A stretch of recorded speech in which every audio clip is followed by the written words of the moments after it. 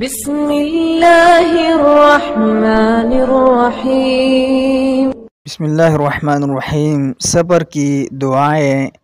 نبی کریم صلی اللہ علیہ وسلم فرماتے ہیں کہ جو شخص صبر کا ارادہ کر کے نکلے وہ پیچھے رہنے والوں کے لیے یہ دعا کرے: استودعکم اللہ الذی لا تضیع ودائعہ، میں تمہیں اس اللہ کے سپرد کرتا ہوں جس کی سپرداری میں آئی ہوئی کوئی چیز ضائع نہیں ہوتی۔ رسول اللہ صلی اللہ علیہ وسلم فرماتے ہیں جب کوئی چیز اللہ کے سپرد کر دی جائے تو وہ اس کی حفاظت کرتا ہے۔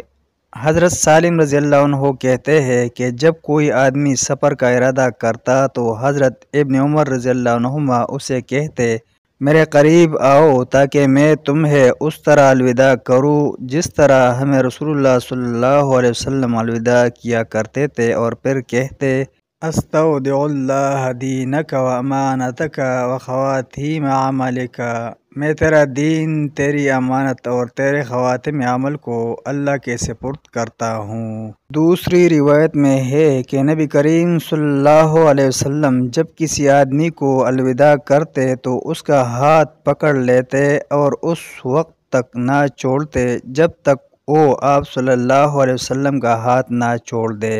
آگے یہی دعا ذکر کی گئی ہے۔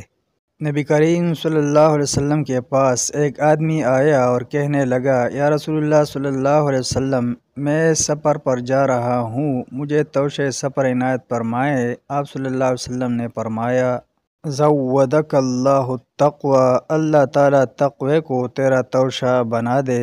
اس نے کہا: مزید کچھ؟ آپ صلی اللہ علیہ وسلم نے فرمایا: وغفر ذنبک، اور تیرے گناہوں کی مغفرت فرمائے۔ اس نے کہا: کچھ اور؟ تو فرمایا: ویسر لک الخیر حیثما کنت، تو جہاں بھی ہو اللہ حصول خیر کو تیرے لیے آسان کر دے۔